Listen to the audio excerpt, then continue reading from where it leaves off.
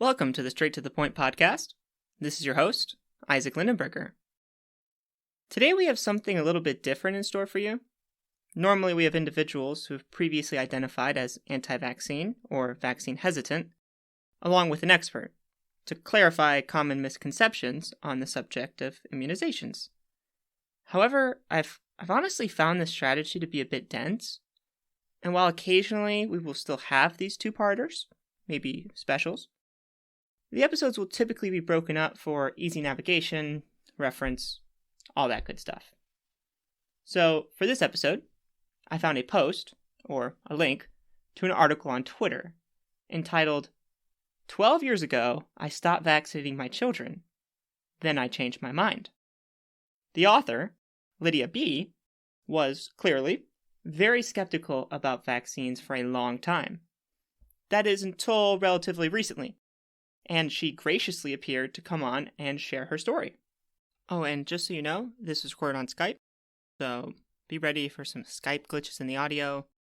I'm trying to find a new software that isn't Skype, maybe Zoom, but yeah, you can't say I didn't warn you. So, back to the episode. Please welcome Lydia G.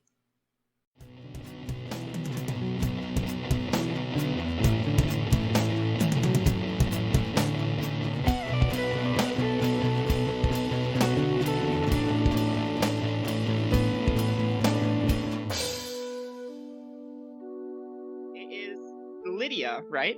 Yeah. Awesome. Well, Lydia, thank you for coming on the podcast. It's really great to have you. You're welcome. So I ran into you on Twitter, which seems to be more professional than Facebook, at least for me. I'm pretty new to the platform, though. And I came across a story that you wrote as a guest on a different website that was called 12 Years Ago, Stopped Vaccinating My Children, Then I Changed My Mind. And I was fascinated by it. So I wanted to ask you, for our listeners, what is it that led you to initially stop wanting to vaccinate? So I had my daughter 12 years ago. And I was pretty conventional when it came to vaccines. I wanted to do everything right. So I got a flu shot while pregnant. I ate healthy. I went to all my prenatal appointments. I did the typical mom thing. And then I had her, and we don't do vaccines at birth here. Well, I think we might now, but when I had her, we didn't. So I didn't have to worry about that when she was born.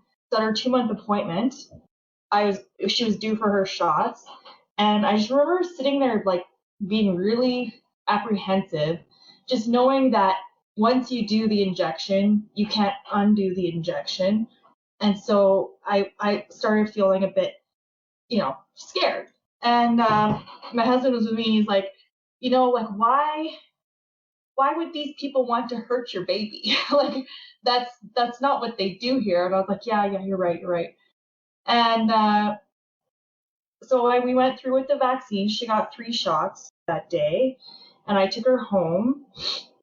And later that evening, she just started like screaming and screaming and screaming. And then she would just like fall asleep like randomly, I think just out of sheer exhaustion from sleeping. She would just sleep this deepest sleep. And I just like watched her. And then she'd get up and she would like start screaming this like robotic cry that I just never heard the likes of before. And I was really afraid for her. And so I called the public health nurse. I stayed up all night with her. I called the public health nurse in the morning, and she was just like, that's normal. You're just overreacting. She's going to be okay. You can always call 911 if you are having an emergency, but from what I hear, it's fine. And I was like, okay. And so the next day or so, she cried a lot. And then she would get tired and not really want to nurse. And it was scary because she's just like pretty much a newborn, right?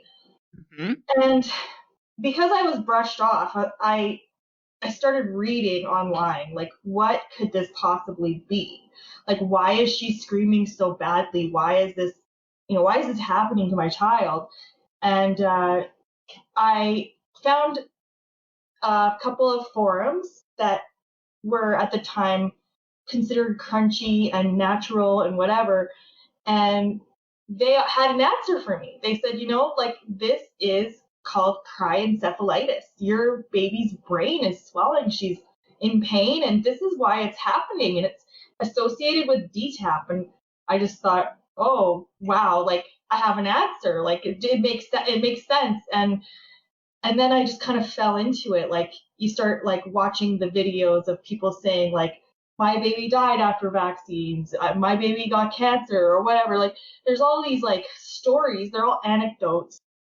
And you kind of feel for these people thinking like, and I'm sure that's what they perceive, just like I perceived my daughter's reaction to be this cryencephalitis, right? Like, yeah.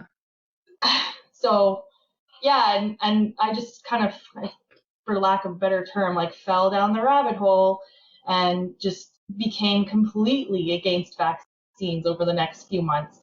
I did take her, at first I decided to space them apart. So I took her for her 4-month shots, but I only did like, I think 2 vaccines instead, and I avoided the DTAP. And then after that, I just stopped vaccinating completely. I just read so much that I was like, I can't do this anymore. Like, I literally can't bring myself to do this to my kid. So I kind of, and you get into these discussions where, these groups, they just like sit there and discuss, like, there's nothing right about them. Like, it's so one-sided. Like, I'm sure, like, it's like an echo chamber, right? Yeah, it's like a feedback loop that perpetuates back on itself, and it just keeps getting to where it's out of control. It's interesting that they blame that on DTAP. It seems like everything is blamed on DTAP, like my baby has a broken toe. Oh, that's the DTAP broken toe. We all know about that. Like, Yeah. It seems like that's very common. I've even been told that I have a DTAP reaction, and there's like nothing wrong with me. But I wanted to ask you about this nurse and your relationship with her. So Heidi Larson is she researches vaccine hesitancy, and her big thing is that parents' concerns need empathy and not judgment. When you go to the doctor and you say, I'm worried about vaccines, and they brush you off, that's going to increase skepticism. It leads to you digging your heels in. And it seems like that judgment from this nurse that you were talking to, is that part of what broke your trust? Do you think if she was more empathetic, that you might have gone a different direction? Yeah. What I would love to have heard was, bring your baby in. Let's have a look at her. Let's see, like, I want to help you, feel more comfortable with what happened. Let's figure it out. Like, she just basically just made it seem like I was being like this overreactive parent. And maybe I was. Like, I'm not going to sit there and say my reaction was appropriate. Like, you're a new mom and things like that can be scary, and babies do cry a lot. Like, I'm not going to sit there and say, like, for sure, like, I thought she was having a reaction, but she did nothing to help my fears. Like, I just felt like I had no help from her. And that definitely didn't help. Yeah. And it wasn't you, I don't think, because you were a chemist, right? And you saw the quality control that these systems had before them. Can you tell us a little bit about that? Yeah, that was my job, like, for about 4 years before I decided to settle down and be a stay-at-home parent. I worked at a pharmaceutical manufacturing plant, and the amount, like, you cannot do anything in a manufacturing plant without documenting it. Every single material is tested for quality. Every single step is tested to make sure, like, the reaction is proceeding properly with the right amount, like, with no, like, side reactions or whatever. Like, so everything is, like, heavily monitored, right down to, like, the cleaning of the reaction vessels. Like, you have to, like, clean them out and then swab, and you have to analyze the swab. Like, everything is, like, highly monitored. Wow, you analyze the swab that you clean with. That's very regulated. Yeah, it's, like, highly regulated. So I don't know where the mistrust came. Because I know, like, how much care goes into these products and the regulations of the manufacturing, like. Right, but the judgment didn't help. Pardon? That the judgment from your nurse didn't help, right? That Yeah. might have, if that was a little different, that could have gone a definitely different direction. I noticed also, before we get into what led you out of this rabbit hole, I noticed in your article you wrote, if it can happen to me, it can happen to anyone. And so I've been thinking about this lately, and I think it's not about intelligence. Like you said, you were a chemist in quality control. It's not about how smart you are. I've interacted with a lot of people who are against vaccines, and some of them are arguably smarter than I am. And I don't think it's about intelligence. I think it's more about trust. So is that kind of what you mean by if it can Yeah. happen to me, it can happen to anyone? Yeah, like I think if you witness something or go through something that ruins your trust in the system, um, it can definitely like make you lose trust in everything and make you question everything. And I think I see this now more than ever. Like everyone's going down these crazy conspiracies. Like they're just taken in, and it's all they can talk about. And I think that most of these people were at one point fairly reasonable, but I think there's something strangely comforting about conspiracies that like it gives you a sense of control and a reason why in a world that's chaotic and unpredictable and you don't know like why all these things are going on, right? Kind of Yeah, it's comforting in a way. it's kind of like with vaccines. Let's say my kid has autism and my doctor tells me, well, we don't know what caused that. Well, I can't put my energy against something, right? Because it's an unknown. I can't fight nothing. But if Yeah, vaccines cause my child's autism, then I have something I can fight against. Then I have something I can put that energy into. And it seems like conspiracy theories are that way too. If there's a secret cabal, this small group of people running the world, the Illuminati, then, oh, we just get rid of the Illuminati and we're all good. But really, yeah, these systems are way more complicated than that. And so are the yeah. solutions, and that's not as easy to put your energy into. And No, I agree, you lose that sense of control. yeah. And I think growing up, how I grew up too, like my oldest brother and my father were really into conspiracies. My parents are from communist Yugoslavia. They moved here in the 70s. Like they don't have a whole lot of trust for the government. So like I think a lot of that has to do with my mistrust, or like I was more susceptible to it, I think, just because of Yeah, how I was raised as well. I agree with that. For myself, at least personally, my parents were a little out there in terms of their beliefs, and I've had some insane beliefs. So, I mean, some of them are interesting, but they're not exactly true. So I wanted to ask you, what brought back your trust in vaccines after going so far down this rabbit hole? And when was that? How long were you a victim of these conspiracies and stories? It was a long time. Like I said, 12 years. I have three kids now. I have a 5-year-old and a 2-year-old, and neither of them had vaccines at birth. Luckily, I gave them vitamin K. I for some reason I just had a bad feeling about skipping that, so I'm glad I did. But as far as the vaccines Nice. went, I was just like, when the nurse came by, I'd be like, "Don't call us, we'll call you. Okay, bye now." Like I didn't even want to hear what they had to say. I'm like, I'm gonna do this my own way. Like, bye. Right, So you got it. You've got it all covered. yeah, and then even like doctors' appointments. A lot of people fear the doctors, but like I think even in my community, like I think people just assumed that I would do that.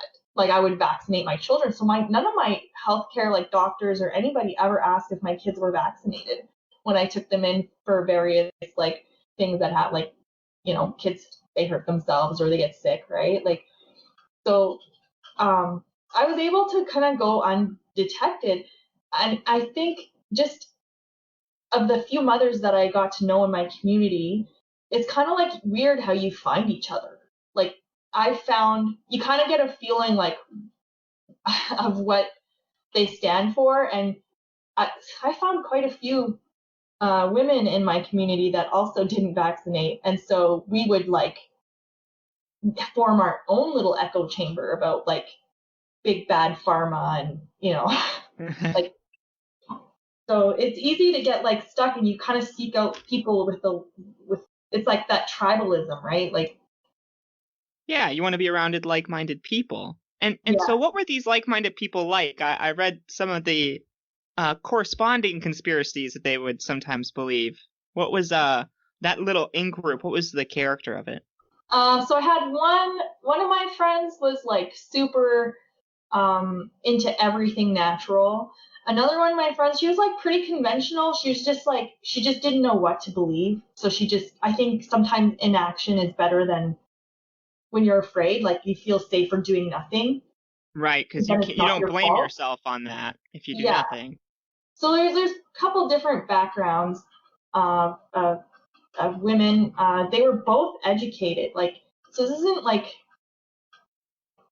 people that are stupid. Like they're smart too, and they kind of fell for it as well. One of my friends Right. bought all those like what was that video series called? I didn't even buy those. What Inside Vaccines or Oh, the recent one? yeah. I saw that. I think it was just called. It's like I forget what it's called. Something vaccines. It was A like closer look at vaccines or yeah. something.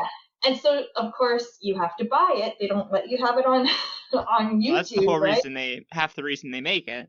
Yeah, exactly, exactly. And that's the other thing I started realizing over the years because I have Crohn's too, and I kind of tried to like deal with it in other ways because the medications for it are kind of scary sometimes. But the only thing that ever happened was my wallet got lighter. Like everyone seems to have Oh, this way, like if you just do this cleanse or you just eat this this food or whatever. detox, Yeah, detox, detox, detox. One I did was so homeopathy. bad. It made me flare so bad. Oh, it Uh, made it worse. yeah. Oh And then my of course gosh. when it gets worse, they're like, oh, that's just die off, you know? That's supposed to happen. Yeah. And I honestly, I regret all the money I spent because the only thing that's helped is big pharma. Like Because I it's am evidence living a based, normal right? life because these medications help me. Like I'm in remission and have been for the last 4 years. So is it Right. a bad thing? Is what a bad thing. Is big pharma a bad thing when so many people are helped that would be like really ill?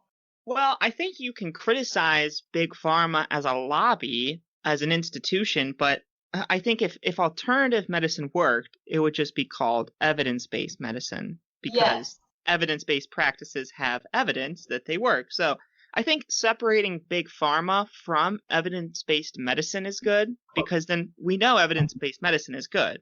But sometimes Big Pharma, you can rightfully criticize them in certain domains. It's not like they're perfect in everything, but it's not like Yeah. they're bad in Yeah. everything either.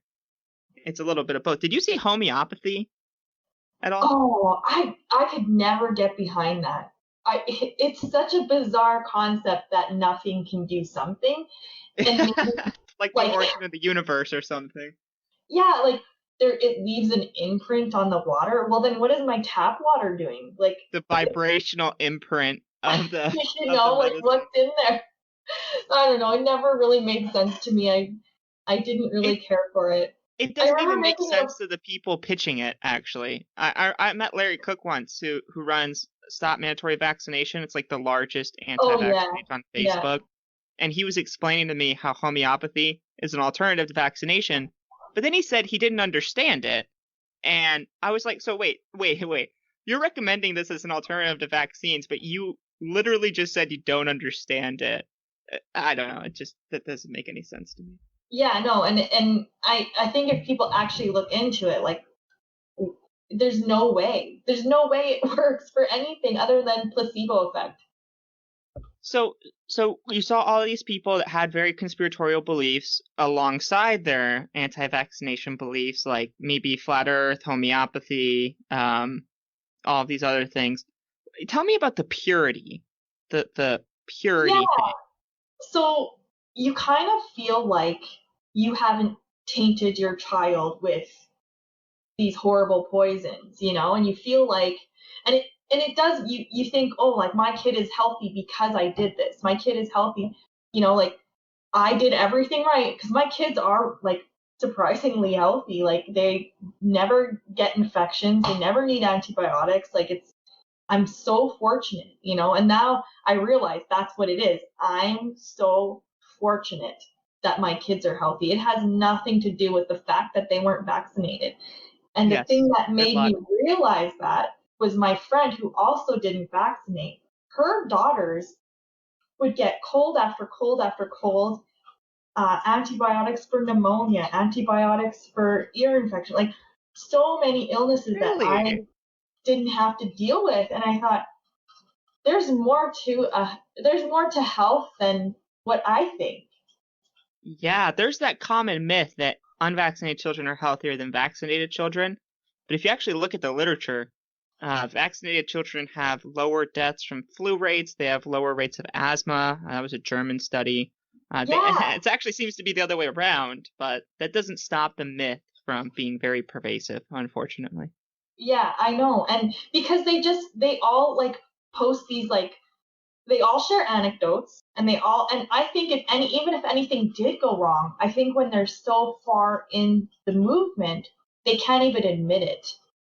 Like, they wouldn't say it out loud, like, oh, my kid has eczema. Like, I don't think they would say anything about it. Like, a Right. lot of They them don't are, want to make unvaccinated kids look bad. yeah, so they would just leave it alone. And Yeah, so, that's definitely not explicitly honest, although it might have been somewhat unconscious too, because of, I don't want to put on all the blame on these people as being malicious, because as you no, and I both no, know, I mean, it could be seen as that though. You know what I mean? yeah, But it also could be because they have social pressure from other members of their peer group as yes, well. yes. Because I try to give people the benefit of the doubt more often than others when it comes to Most people people who are are decent. anti-vax. I believe most people are decent people and have good intentions. I, Yes, same for anti-vaxxers and same for the medical community as well. yes, Same for most doc, and it's important to apply that to medicine because there's this common myth that doctors are evil and they're just corrupt, and you start following doctors and you'll start to fall in love with them. It's funny yeah, you brought up anecdotes because you've heard this, I'm sure, that there's no double-blind study which is the gold standard, right? Have you heard that? yes. And I used to say that over and over again, not You knowing, used to like, say it. because they make it seem like there is no evidence, or they'll say, like, there's no real placebo. They use all of this junk minus the antigen, so that's not a real placebo. And so you start, like, yeah, that's right. Yeah, that's what the way it is. So I can't trust these people. Like, but then you look into it, and there are quite a few vaccines with placebo, like saline placebo. Right. They start with saline placebos and then they Yeah, stop using them once they have an effective vaccine. I just wanted to point out something you might find funny. They talk about how double blind studies, the placebo studies, are the gold standard that we don't have. Then they proceed to use anecdotes, which are the lowest standard of scientific evidence. So they say there's no gold standard research, and then they use the worst form of research in anecdotes, which I just find very ironic. the one thing I felt really dumb about was the blood-brain barrier, because Oh, what happened there? I really fell for that trope. Like, I really believe, like, of course babies have, like, an impaired blood-brain barrier. Like, why would why would they have a mature blood-brain barrier? Like, Right, they're babies, like everything they're else, babies. right? I can And then, see that. like, that was actually the thing that really opened my mind, was doing my own research on that, because I was like, well, my kids are older now, maybe I should vaccinate the older two. And then I still had he was under 2 at the time. I was like, oh, well, is it safe to vaccinate him? And what about the blood-brain barrier? Does it form at age 2 or age 3? And I started researching it, and I was like, that's not even true. Like, I couldn't believe it was not even true. Like, there's no evidence. Like, I couldn't find a proper study to support either age for anything. And it is a very commonly held trope, like, in the anti-vax community, that their blood-brain barrier does not form till 2 or 3 years old. So if you're going to, you need to wait till that age. And there's actually no reason at all to wait till that age. Yeah, the last episode of this show had an expert on the blood-brain barrier, I a saw that. scientist who studies that. Yeah, and he made what you just said very, very clear. It's Um, so clear. Like, yeah. So but it seems like the other way around, which is the interesting part, because I feel you there, because I used to believe in conspiracy theories myself, like, not to the degree of flat Earth, but like, I would believe some pretty crazy stuff. And it wasn't until I was actually in a conspiracy myself, where people thought I was like a shill working for the government, and it looked convincing. I was like, wait, am I a shill? Like, this is a very well made argument. Looking at it from the inside looking out, you can see where these things get twisted and how they are manipulated to look authentic. And it seems like that's what happened to you with the yeah, blood-brain barrier.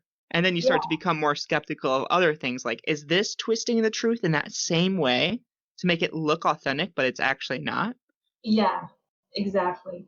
And like there's so many little lies or like misrepresentation of studies, misrepresentation of definitions. Like, so when you start figuring it out, oh, that's a lie. Like, you keep finding these like things that you believed and you like read the opposite, and then you're like, oh, I can't believe, because you kind of don't even want to look for anything that goes against that view.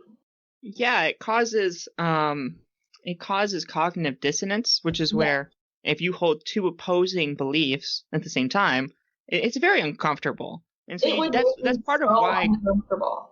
yeah, and that's part of why confirmation bias happens, because we don't want to look into things that contradict our worldviews. So it causes this feedback system where both you and I know well, because I used to lean anti-vax as well, pretty Yeah, strongly, up until people started pointing out, like, for you, it was the blood-brain barrier. For me, it was the sanitation and hygiene argument. I thought sanitation yeah, and hygiene eliminated diseases, but turns out it was vaccines, because you could see they dropped disease incidence rates, which is and kind that of a technical polio was, argument, but you probably heard the one like polio was DDT poisoning. yes, they reclassified it as Yeah, I'm DDT. like, Yes, I heard that. I what? heard that one a lot. But I believe that one. Honestly, I was like, they're so shady. They they, would do they've that. got They absolutely they've would do got that. they have an argument. Here's the thing. They have a very wide breadth of arguments, so they cover a whole landscape, this whole scope, but they don't go deep. So they're wide. You can have this whole framework, but they're not deep. You look into any one of them, and it starts to fall apart. But when one falls apart, you've got all the other ones to back you up, and so that's why the worldview is so hard to change. But if you go deep on each one, you see they're actually quite shallow. Yeah. And I see it now when I like debate people on Twitter too. Like I always say like I know exactly what's going through your mind right now, and it's fine. I'm just you'll think about this later. I'm sure. You know. Oh, nice, nice. Yeah, Yeah. well, you've actually been there, so I'm sure you can. Yeah. So, okay, I just have a few more questions for you. Sure. I noticed you said at the end of your article, you pointed out it's okay to change your mind. And so I wanted to ask you about that, because in our current climate, it seems like people don't want to change their mind because it makes them seem inconsistent. But I think changing your mind should actually be encouraged, because how else I are you going to fix wrong beliefs? oh exactly. And it was very uncomfortable to change my mind. I couldn't sleep. My mind would race every time. Excuse me. I would go to bed. I would just like stay up like wide eyed, like, oh, what happened? How did I get here? Like it was so uncomfortable to come around. Like it took a good month of just reading and reading and reading. I read a lot of Vaxapedia because he actually links a lot of interesting studies and he like breaks it down so concisely. Like Dr. Iannelli is like amazing. And Yeah, he did, Vaxapedia is a good source. I was going to ask you what sources you recommend. Is that one of them for yes. sure?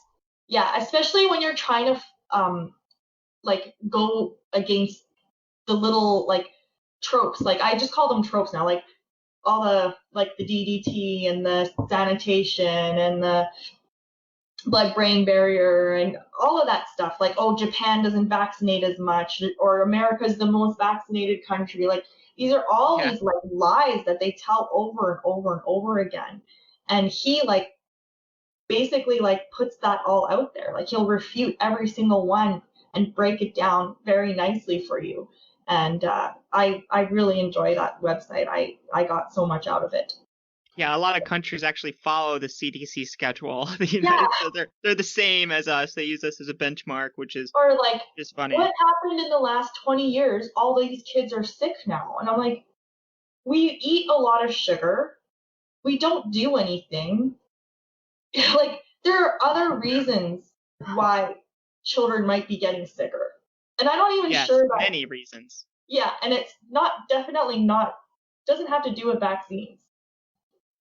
Yeah, no, that unless you're trying to find out why they're healthier. Yeah.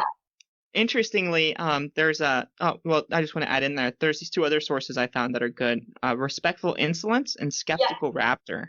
Yeah, I've read those two as well. He has a good directory on the side of other like blogs and websites that have good information as well. Yeah, they really, I like how they target some of these specific tropes, as you put them. So to finish off, I wanted to give you an example that I want your thoughts on, and I wanted to ask where people can find you if you want them to, or if you just want to link them to Vaxopedia or something like that. But here's the example. So I actually heard this like 2 days ago on a podcast, and then I used this example in my dream last night. So I must have really loved it. But here's the example. So if you have cancer, if you find out you have cancer, what you do is you want to know who the expert is on whatever kind of cancer you have. And then you find out what experts agree with them, right? You want the expert consensus. Yeah. If you have cancer or something life-threatening, you're not going to go trying to find someone who will tell you what you want to hear and tell you you don't have cancer. That's not what you want. So it seems like if you think about a life-threatening illness for yourself and how you would treat it, if you apply that to vaccines, you want what the experts think and the consensus of the experts, not the people who will tell you what you already believe and confirm your bias. Yes, exactly. And I always say too, like, I think I tweeted once, you ever notice that rural communities aren't looking for homeopaths and naturopaths? They're looking for MDs. Like, right. There's a shortage of MDs. There's not a shortage of naturopaths in rural communities. Yeah, right? You're not nobody cares. Right, but apparently with vaccines, there are experts we should listen to. And I don't understand now the problem with this example is there are probably plenty of people who wouldn't want to go to a doctor if they have cancer. But I feel like if you have a life-threatening disease like that, you're going to be more skeptical of someone who just tells you just to smoke a lot of weed. I mean, I'm not saying it's going to hurt. I mean, maybe if you smoke, it contributes to lung cancer if you better to vaporize. But yeah, you see my point. They wouldn't be. Maybe they would be going to those people, unfortunately, but I don't think the results are going to be totally great. But this has been a really awesome conversation. I was Can I add something real quick? My husband was so relieved when I changed my mind. Really? Yes. So he just realized, like, in his mind, like, everyone's vaccinated, so our kids are fine. Like, he didn't want to push the issue too much because I do have some medical PTSD issues with having Crohn's disease since I was like 18 and I'm like almost 40 now. So I've been to the hospital quite a bit and I've had certain exchanges with, medical staff. And so it's kind of like, it's easy for me to lose trust, right? So my husband didn't want to push the issue, but when I did finally change my mind, he was very relieved, like, oh, finally. That's and nice to he hear. said, it's not a weakness. I felt dumb. I was like, oh man. He's like, it's not a weakness to change your mind. Like, a lot of people struggle, like, when they feel a part of a tribe or whatever, like, they struggle to speak out against it and leave. And he's like, you did. So yeah, no, he's very relieved that I changed my mind. That's awesome. I'm happy for him. I agree with you. Changing your mind should be something that's readily encouraged. I feel like not changing your mind anchors people's sense of self. Like, oh yeah, I'm a constant person. I'm not a flip-flopper. But I think that's just a negative way of looking at it. Because if you can't change your mind in response to new and better evidence, you're closed-minded. You're just locked and trapped in a worldview. And yeah, it's interesting to see. But it's really awesome to see people like you I've having been changed called their mind. What'd you say? I've been called fake. Like a lot of people on Twitter have like messaged me like, "You're not real." I'm like, "Yes, You're a I am." shill If you too. want, Welcome to the club. and I'll say, "You want to talk about it? I'll talk about it with you." Like, if you want to have a conversation, I'm here. But yes, I am real. Yeah, then they And the thing disappear. that really got them mad was like, because my son, he's been showing signs of autism since he was 3, which I kind of didn't want to believe because, like, again, back to the you don't want to, you think you're doing things a certain way that this stuff can't happen. It's like a cheat code. Your kid's going to be perfect. And my son is perfect. Don't get me wrong. He is a wonderful little boy. But I think a lot of the things I overlooked because in that community, autism is looked at as something very negative. And my son is so easy to deal with. Like he's out of the 3 kids, he's great. Like he entertains himself.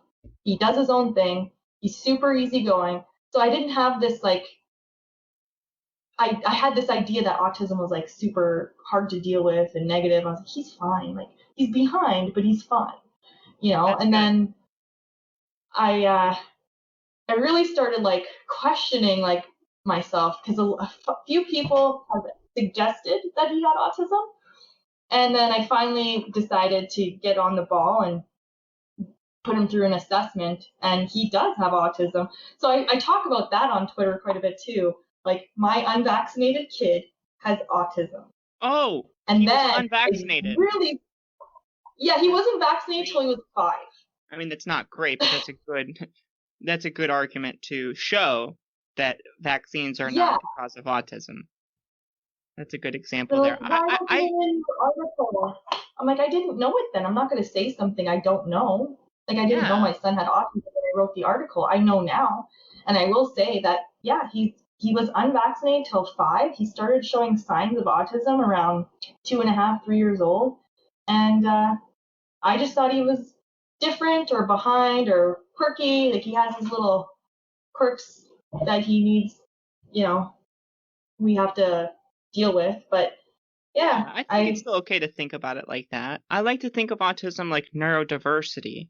We want diversity in our society, and that's true at an ethnic level as well as at a neurological level. And there are people with autism who can perform certain tasks much better than people without it. So there are always advantages if you know where to look for them. But Lydia, you are an inspiration to the rest of us. So keep doing what you're doing. Keep talking about your story because I find it very compelling, especially for the people who need to hear it. And I wanted to ask for my last question, did you want to give us somewhere we could find you, maybe on Twitter, or any sources you recommend, like Vaxopedia? Yeah, I recommend Vaxopedia, and Vaxopedia actually has a lot of links to other really good blogs and websites. And I'm on Twitter. Let me see.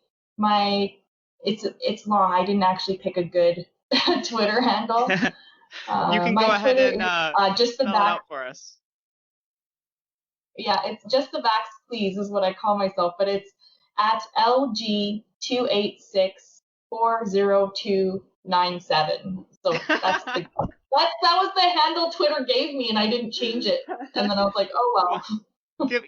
Give that to us one more time. I got LG287 that time. Okay, at LG2864027. 97. I feel like I wrote down a phone number from a different state. But yeah, I know. Hey, I'm not bad with phone numbers, so cool. So that's your Twitter. Hopefully, some people can follow you there. It's just Vax Please as your name that you can change, right? Just the Vax ELZ.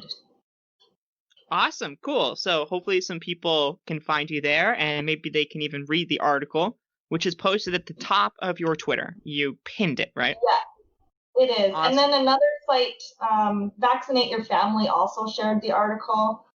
And then yesterday, a really popular epidemiologist shared it as well. She had like quite a few followers. And I was like, wow, people are noticing.